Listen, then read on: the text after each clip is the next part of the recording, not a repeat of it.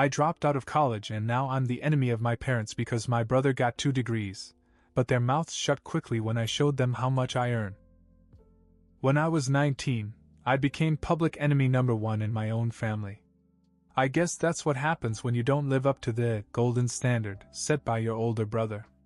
Jake the Precious Johnson's son was on his way to earning 2 degrees, while I was apparently a lazy bum, who dared to dream outside the rigid mold my parents had created for me. But let me tell you, the day I packed up and left home, my parents were more relieved than angry. They'd already decided that their household was a place of rules and respect, which loosely translates to, do everything we say or you're not welcome here. I didn't yell or argue. I just calmly packed up my clothes, my laptop, and what little money I had.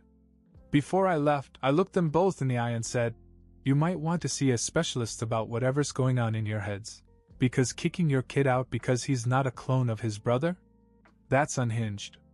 Jake stood there awkwardly, probably torn between stepping in or keeping his halo intact. I told him, "Don't bother. You're the cheap model of the perfect son anyway. Stick with it." I could tell he didn't know whether to be offended or relieved. My parents? They just told me to get out. So I did. I didn't have a big plan or a lot of savings. I didn't drop out because I didn't want to learn. I dropped out because I had been into crypto for 2 years. I believed in it, even if no one else did. And frankly, there was something liberating about leaving that stifling house, even if it meant spending the first week in a cheap hotel. From that hotel room, I redoubled my efforts. I worked day and night on deals, market research, and networking with other people in the industry. By the end of the second month, I had made $20,000. Not life-changing yet, but it was enough to get my own place, pay the bills, and keep the momentum going. I didn't need their permission, but I admit I kept receipts. One day I would prove them wrong. It wasn't easy. While Jake played the obedient son, got his degree, and rode the wave of family approval, I did it alone. No support, no pats on the back, just me and my laptop. And every time I thought about going back to them, I heard my dad's voice. "If you don't do what we say, you don't belong in this house." Fine. I didn't belong. At least not until I did it on my own terms. The first few months on my own were a blur of exhaustion and focus. I rented a tiny one-bedroom apartment, not much bigger than the hotel room I'd been staying in, but at least it was mine. I didn't live lavishly by any means. Instant ramen and black coffee were the staples, but I was determined to make it work. Meanwhile, my parents loved to rub Jake's accomplishments in my face whenever they got the chance. I'd get the occasional passive-aggressive text. "Jake just got a prestigious internship. Isn't it great when kids work hard?" Or, "Your brother's professor says he's one of the brightest students they've ever had." I ignored all of this. I didn't have time to dwell on the comparisons when I was too busy proving to myself that I hadn't made a huge mistake. Crypto wasn't an overnight success for me. I'd been dabbling in it since I was 17, but now it was my full-time focus. And for every win, there were losses. I made some stupid trades early on that cost me more than I'd like to admit, but I learned quickly. When I hit my first $20,000 in profits, I started to breathe a little easier. I bought a used car for $10,000, nothing fancy, but it was reliable. And for the first time, I felt like I was on solid ground. My work was starting to pay off in a bigger way, and I knew it wasn't just luck. It was the result of hours and hours of toiling while everyone else assumed I was throwing my life away.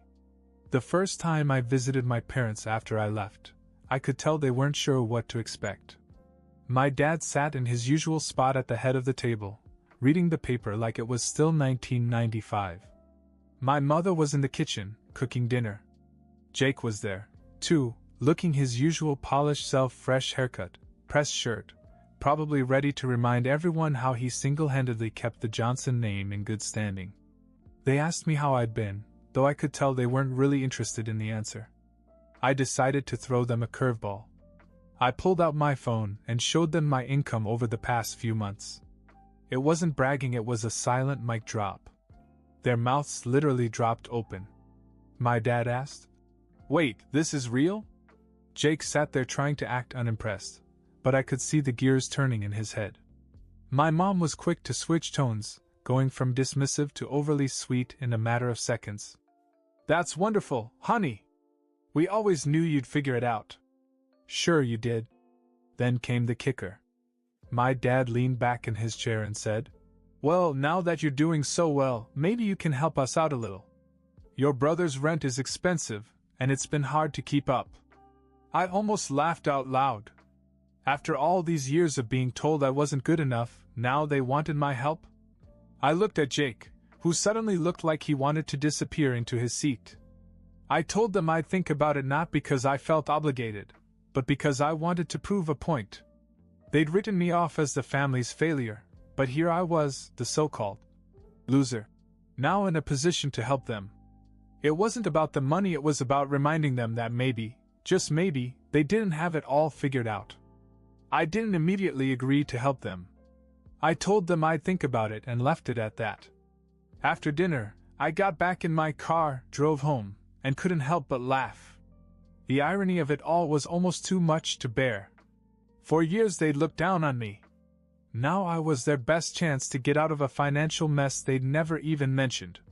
The next day, Jake texted me. He almost never reached out unless it was to brag about his latest accomplishment, so I was curious.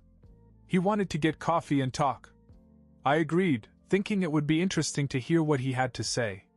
At the coffee shop, Jake got right to the point. "I need to ask you something," he said, looking genuinely uncomfortable. "Can you help me with the rent?" "Just for a few months." I raised an eyebrow. "Aren't Mom and Dad already covering it?" He hesitated before admitting, "Not exactly. They've been struggling for a while. They didn't want to tell you, but they had to take out a second mortgage a year ago to keep up with my tuition and living expenses." This was news to me. I stared at him, trying to process what he was saying. "So let me get this straight. They've been bending over backwards to support you, even if it means going into debt, while telling me I'm the disappointment?" Jake didn't argue. He just looked down at his coffee, obviously embarrassed. "I didn't know things were that bad until recently," he admitted. I should have been angry, but instead I felt sorry for him. It wasn't his fault that our parents had put him on this ridiculous pedestal. He was just playing the role they'd forced on him. Still, I couldn't resist taking a jab at him. "Looks like being the golden child isn't all it's cracked up to be, huh?" Jake grinned, but it didn't reach his eyes. "Look, I get it. They treated you like crap. But I'm asking you as your brother, can you help?" I told him I'd think about it. It wasn't a yes, but it wasn't a no either. A week later, things took an even stranger turn. My mom called me, sounding desperate. She said my dad had been laid off from his job. Apparently, the company was downsizing, and after 25 years of loyalty, they'd decided he was expendable. I wasn't sure how to feel. On the one hand, I felt bad for my dad. Losing your job like that has to sting. On the other hand, it felt like karma. This was the same man who told me, "If you don't follow the plan, you'll never make it." Now he was unemployed and the plan had clearly failed him. My mother started crying on the phone, saying they didn't know how they were going to keep the house. "We need your help," she said, her voice breaking. "Please, can you come over? We need to talk." So I went. But I wasn't just going to hand them a blank check and call it a day. I had some things I needed to get off my chest. When I walked into the house, the mood was tense. My dad was sitting at the kitchen table, staring at a stack of bills. My mom was pacing, and Jake was leaning against the counter, looking like he wanted to be anywhere but there. I sat down and said, "Okay, let's talk. What's going on?" My dad started to explain the situation, but halfway through he stopped and looked at me. "I don't know how we got into this mess," he said. "We did everything right. We worked hard, saved, made sure our kids got the best education. And now look at us." I couldn't help myself. "Maybe because you're doing everything right didn't include listening to me when I told you crypto was a real opportunity," I said. "Instead, you laughed at me and kicked me out." My mother started to protest, but I held up my hand. I'm not saying this to rub it in. I'm saying it because maybe it's time you stopped treating me like the family failure. I worked my ass off to get where I am, and I did it without your support. So if you want my help, fine. But you're going to acknowledge that I'm not a failure. My dad looked like he was going to argue, but then he just nodded. All right, he said quietly. You're not a failure. That was unexpected. For the first time in my life, I saw my father as a human being. Not the authority figure who always knew best, but a guy who was scared and unsure of what to do next. Good, I said. Now let's figure out how to fix this mess. I agreed to help, but on my terms. I wasn't about to become the family's piggy bank just because their golden plan fell apart. So I laid it all out for them. I will pay the mortgage for 3 months, I said, but you have to start making changes. That means no more hiding things, no more pretending everything is perfect. My dad balked at the terms, but my mom nodded quickly. Jake just looked relieved. I didn't let them off easy, though. And Jake, maybe it's time for you to start pulling your weight, too. You're not a kid anymore. You can't keep relying on them to finance your life. That hit a nerve. Jake looked like he was going to argue, but then he just sighed. You're right, he said quietly. For the next few weeks I worked out a plan with them. I paid the most pressing bills, but I made it clear that this was only temporary. My dad started looking for work, although it was clear that his confidence had taken a hit. My mother took a part-time job at a local boutique to help with expenses. And Jake? He got a part-time job tutoring students, which was honestly the most responsibility he'd taken on in years. I thought things were finally settling down, but then something unexpected happened. One day I got a call from a number I didn't recognize. It turned out to be one of Jake's professors. Apparently, Jake had bragged about my success during a tutoring session, and the professor wanted to know if I'd be willing to give a talk to his class about crypto and entrepreneurship. At first I thought it was a joke. Me? Teaching at the same college I dropped out of? But the professor insisted, saying the students would benefit from hearing about a non-traditional success story. I almost said no, but then I thought, why not? It would be a chance to show that success doesn't always come from following the rules. When I told my family, their reactions were priceless. My mom looked like she was going to cry, my dad gave me an awkward pat on the back, and Jake mumbled something about how he'd never live this down. The day of the presentation was surreal. I walked into a packed auditorium feeling like a fraud. But once I started speaking, everything clicked. I told them about my journey, the risks, the failures, the moments when I thought I'd made the worst mistake of my life. I didn't sugarcoat anything. At the end, the room was buzzing with questions. One student asked, "Do you think dropping out was worth it?" I paused, trying to think of an answer.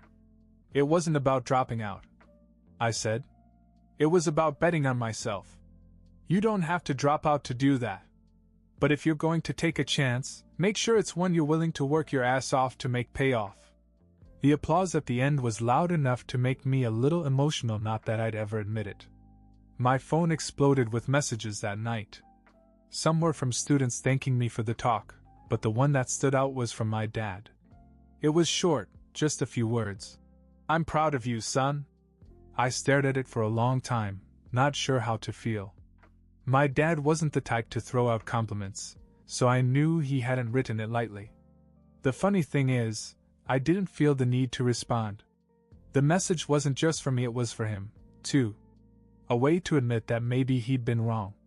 And honestly, that was enough. I thought the talk would be the culmination of my vindication arc. But life had other plans. A few weeks after the talk, I got a call from Jake. He sounded weird, like he wasn't sure he should be calling me at all. "What's up?" I asked, trying not to sound too annoyed. Jake wasn't exactly the type to call unless he needed something. He hesitated, then said, "Well, I've been thinking about making a change." That caught me off guard. "What kind of change?"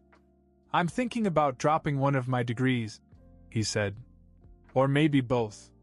I almost choked. "Wait, what? You're the one living the dream. Why would you drop out now?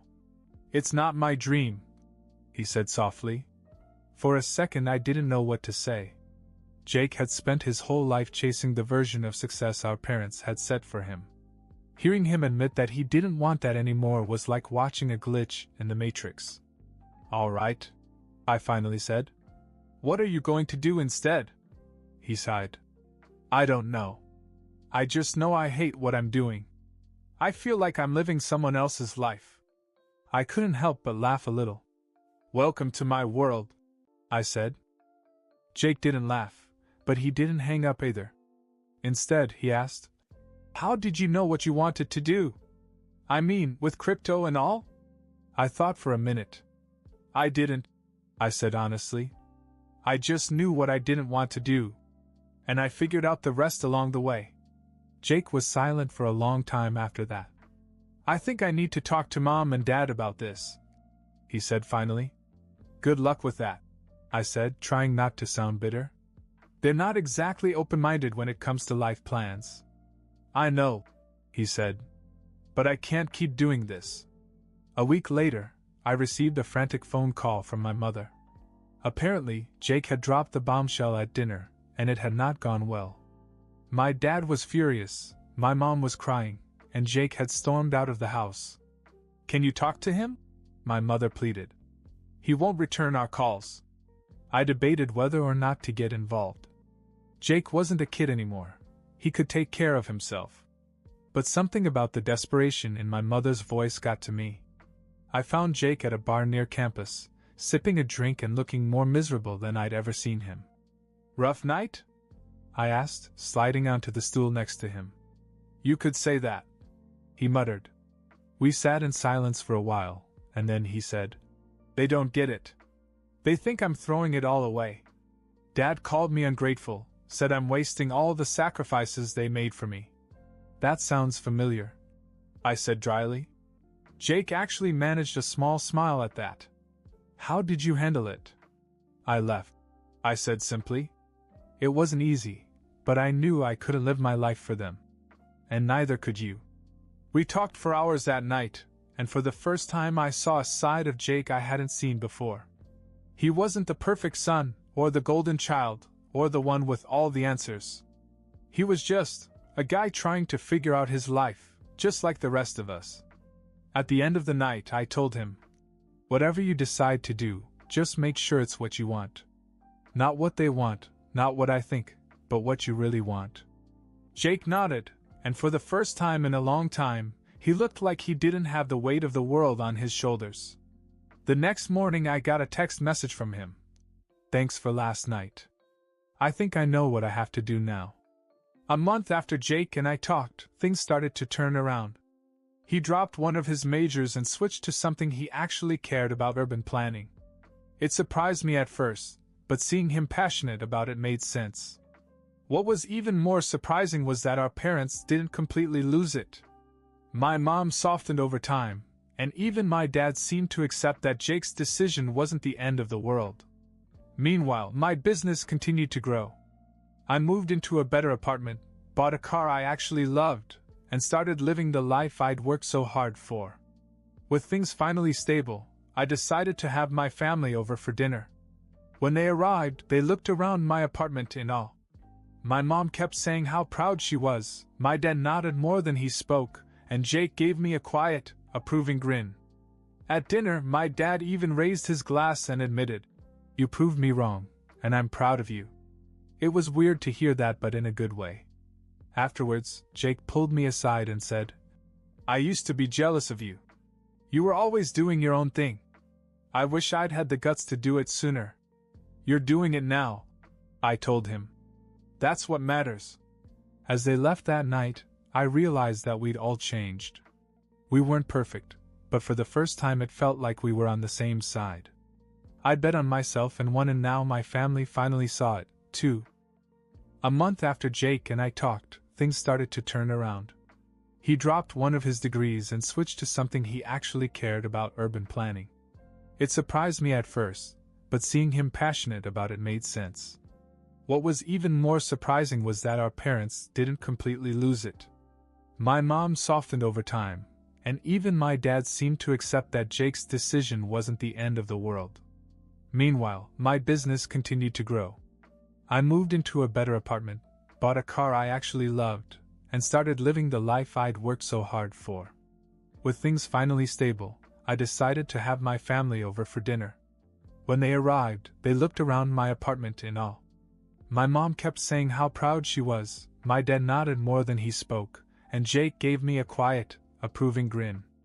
At dinner, my dad even raised his glass and admitted, "You proved me wrong, and I'm proud of you." It was weird to hear that, but in a good way.